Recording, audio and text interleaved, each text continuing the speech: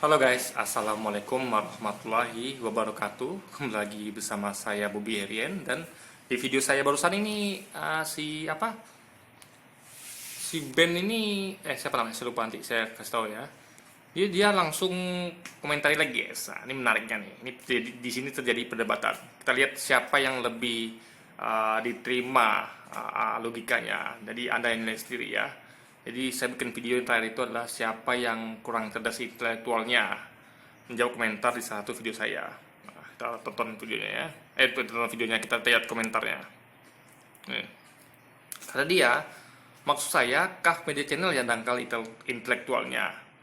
Lalu saya balas, justru saya bantah itu di video saya. Apakah Anda tidak menyimak video saya yang baik? Maksud saya adalah justru saya bantah itu. Maksudnya adalah justru saya membela Kah Media Channel, gitu. Ya kan? Dan saya membantah Luis Prasetyo.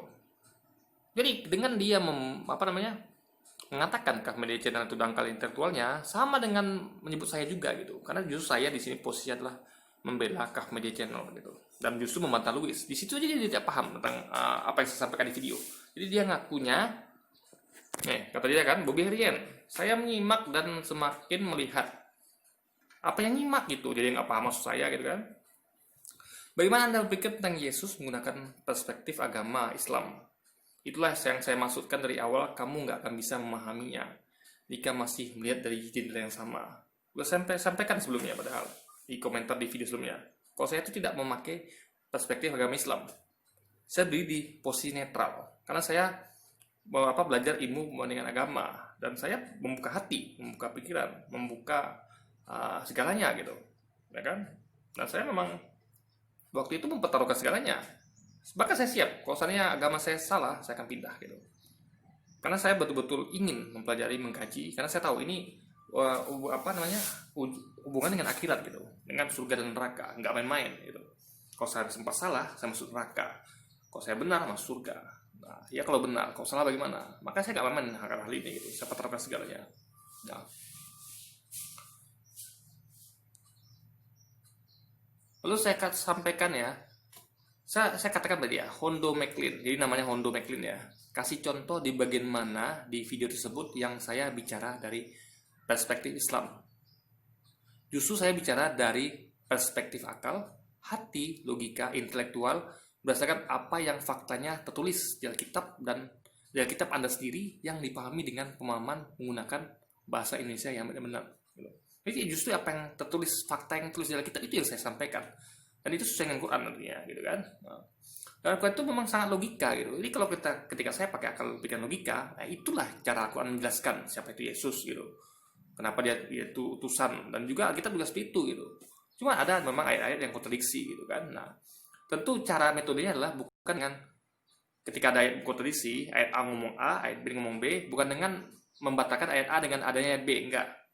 Kita harus tetap tahu kalau itu ayat kontradiksi gitu, dan kita harus lihat, ya kan? Itu ayat apakah palsu atau tidak gitu. Kenapa ada ayat yang kontradiksi gitu? Ini kalau metode mereka kan, kalau ada ayat 1 A ngomong A, bisa dibatalkan dengan ayat B gitu. Kan logikanya kan seperti itu, metode bukan seperti itu gitu. Dan kan tidak ada pertentangan di Quran, tidak ada yang kontradiksi seperti itu. Jadi kalau ada satu ayat itu memang harus dibahas dengan sampai detail. Enggak, tidak mencoba ayat lain untuk membatalkannya guys, gitu. Jadi saya minta contoh di bagian mana di video tersebut yang saya bicara dari perspektif Islam gitu.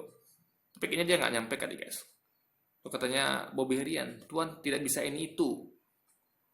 Nah, dia nggak ngerti ya. Maksudnya Tuhan tidak bisa ini itu, dia kita tidak membatasi kemahakuasaan Tuhan, tapi dia akan saya sampaikan maksudnya apa gitu.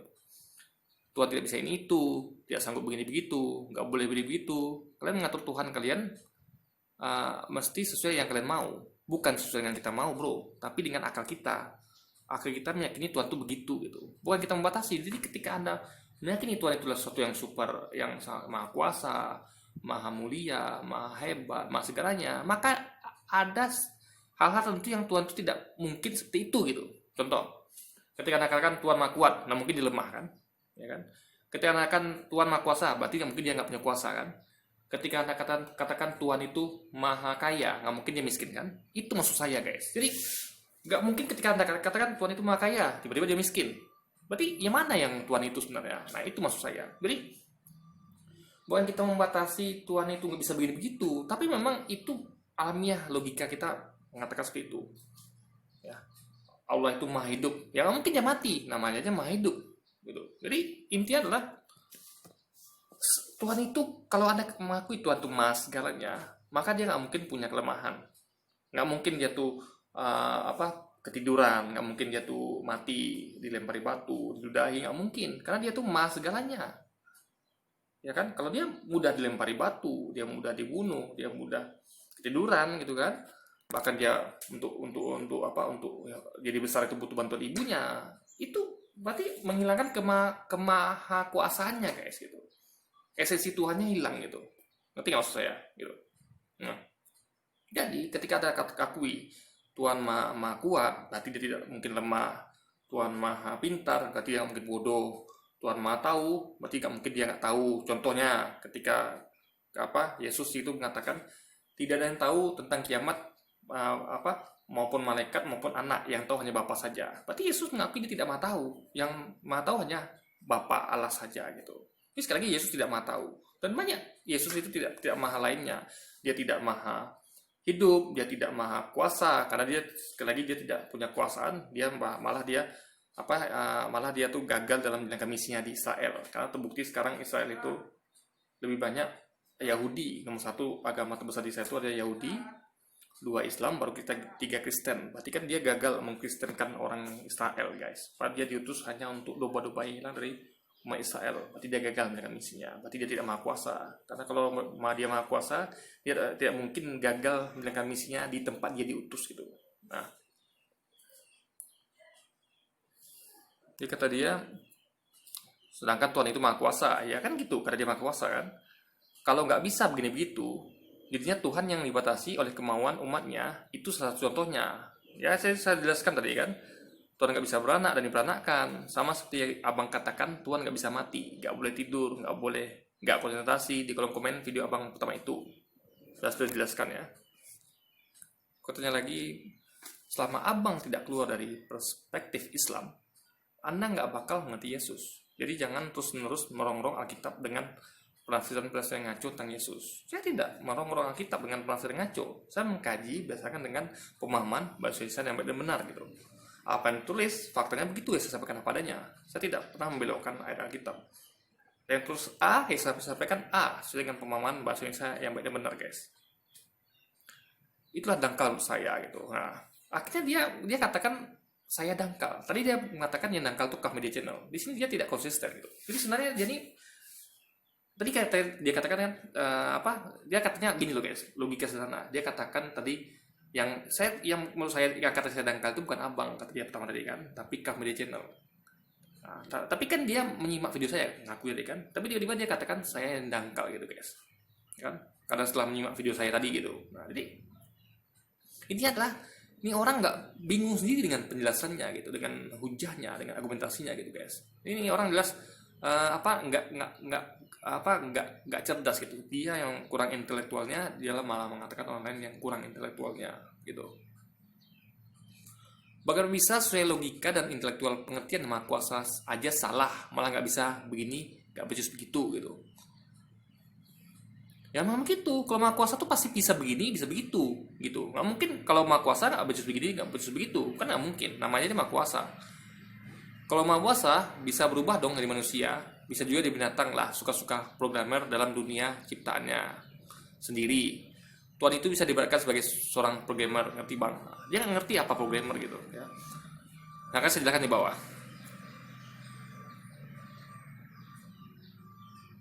Sebelumnya saya jelaskan dulu ya. Apakah Anda tidak memakai akal dan logika serta pemahaman bahasa Indonesia ketika memahami ayat Alkitab dan sendiri? Justru dengan memahami bukan asasinya ya, saya ketik nih. Justru memahami yang penting saya lupa nih apa yang saya ketik. Ini saya ketik. Justru dengan memahami itu, dia tidak perlu melakukan seperti yang ciptaannya lakukan.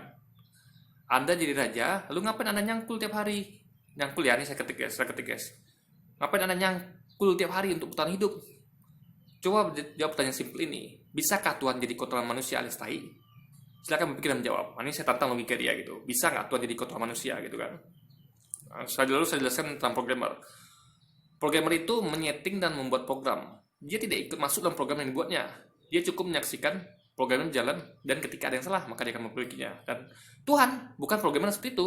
Meskipun mungkin oke lah, mungkin Anda menyamakan Tuhan dengan programmer gitu, tapi dia nggak mungkin salah dalam memprogram, dan dia tidak akan mungkin memperbaiki programnya, karena program yang dibuat itu tentu karena dia maha kuasa, maha sempurna, akan sempurna programnya. Jadi seorang programmer itu tidak pernah masuk di dalam programnya.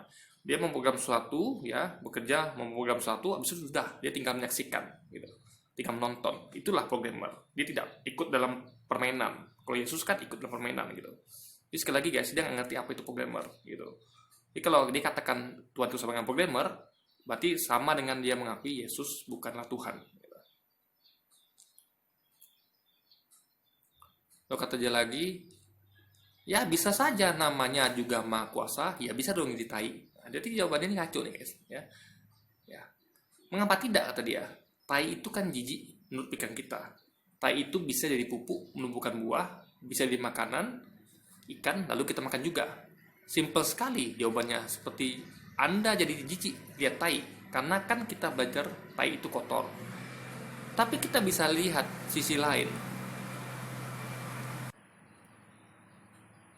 Makanya tadi ada sedikit kendala, ada yang lewat. Tapi kan kita bisa lihat sisi lain. Bagaimana jika kita nggak bisa buang tai? Nggak makan dong, kata dia kan.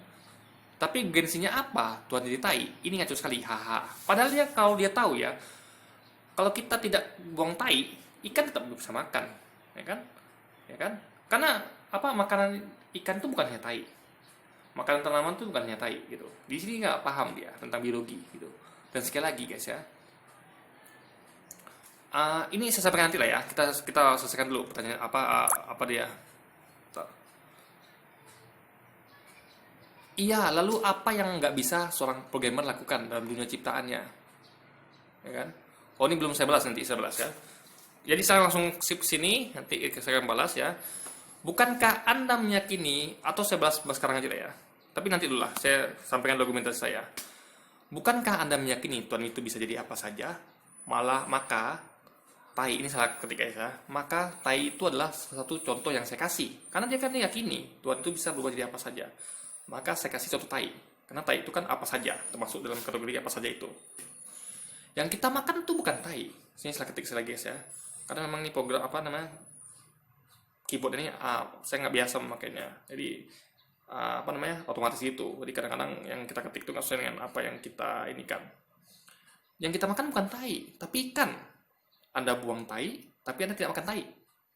Anda apakah tidak rendah? Jadi maksud saya gini guys. Ya seperti saya katakan tadi, ya, yang kita makan itu bukan tai, dan ikan dan tanaman tidak hidup dari tai saja, makanannya banyak gitu, bukan hanya tai gitu. Sama kayak kita bukan hidup bukan hanya dari makan daging, tapi juga makan sayuran, nasi dan lain-lainnya gitu. Jadi sekali lagi guys ya, nggak ada relevansi antara kalau kita tidak buang kotoran, ikan dan tanaman nggak makan, dan kita nggak bisa makan lagi. Itu berarti dia nggak ngerti biologi.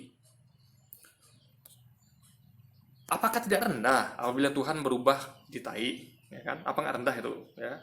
Kita saja dikatakan orang tai, kita udah belum jadi, kita ingat. Coba Anda katakan orang lain, ih kamu tai gitu, ya. Mohon maaf ya. Misalnya ada dikatakan orang kamu nih tai atau kotoran gitu. Apa nggak rendah? Itu baru dikata-katain loh guys, baru disebut loh. Meskipun dengan maksud dia mungkin dia bergurau, kamu tai misalnya, itu udah rendah loh, ya. Anda mainkan, Anda ngomong itu kepada seorang orang yang punya jabatan tinggi, yang punya posisi. Kalau Anda katakan kamu tai gitu, apa dia tidak merasa hina, rendah? Apalagi dia betul-betulan berubah jadi tai gitu. Itu maksud saya, logika saya gitu kan. Jadi apakah tidak rendah apabila Tuhan berubah jadi tai? Jadi manusia yang bisa diludahi, dalam hal ini kan Yesus kan, dilempari batu, dibully aja udah rendah, apalagi jadi tai gitu kan. Logiskah ada tiga, bukan slide ketiga, ini slide ketiga lagi nih, memang memang agak kacau nih ya.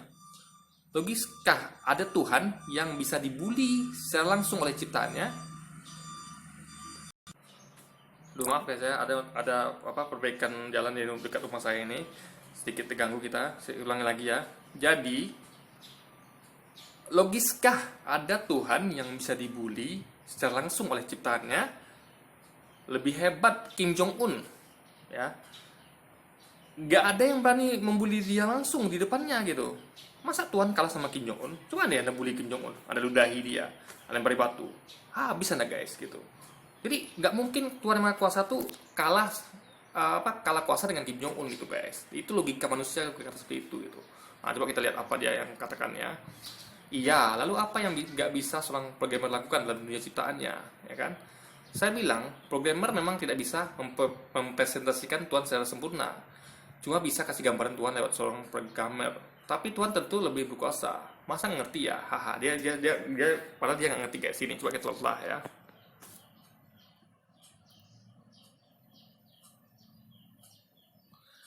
Iya, lu apa yang nggak bisa seorang programmer lakukan dalam dunia ciptaannya? Programmer kan saya katakan tadi itu, programmer itu dia bisa melakukan apa saja, tapi dia tidak masuk ke dalamnya gitu loh guys. Dia hanya memprogram, nama aja programmer, tukang program gitu, bukan tukang menjalankan. Nanti nggak anda? Coba anda lihat kerjaan programmer ya, kalau anda paham. Programmer itu tidak pernah masuk dalam pekerjaannya, dia hanya memprogram dari luar program itu. Ketika dia mau program sesuatu, dia tidak masuk dalam programnya gitu, ya kan? Nah, nah, ketika programmer itu apa katanya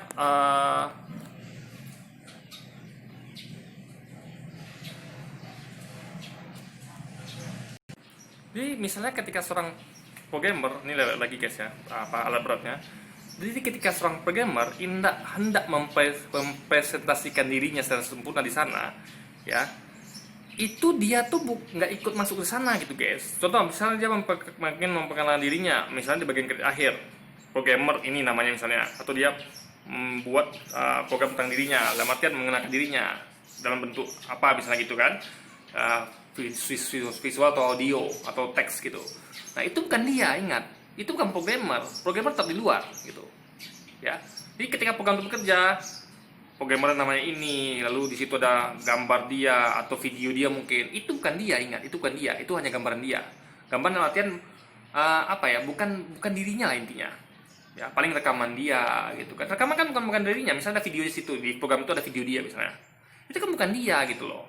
Nah, tapi kalau Yesus ini kan dia ada lagi sebagai dia itu sendiri. Nah, ini yang dipahami oleh saudara kita ini gitu, ya kan. Jadi sekali lagi ya, lalu kata dia kan, tapi Tuhan itu lebih berkuasa. Masa nggak ngerti ya? Justru karena itu. Jadi menyamakan Tuhan dengan programmer juga nggak tepat, karena programmer itu apa namanya, yang dipahami oleh dia ini nggak, dia aja nggak ngerti programmer itu apa gitu, ya kan.